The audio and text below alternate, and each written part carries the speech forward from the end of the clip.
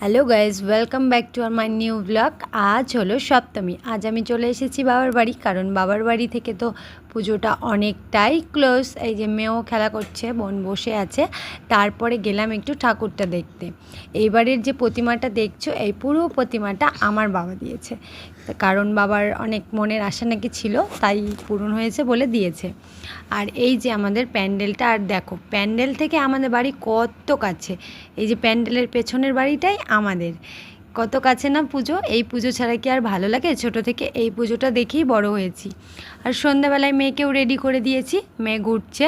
আর মেয়ের সাথে মেয়ের মিমিও ঘুরছে, আমিও ঘুরছি, কারণ সন্ধ্যাবেলার আরতিটা তো মিস করা যাবে না, সেটা অবশ্যই দেখতে লাগবে। তো এখনও শুরু হয়নি, বসে থাকতে থাকতে সবার সাথে গল্প করতেই দেখা হচ্ছে, করতে করতে আরতিটাও শুরু হয়েছে।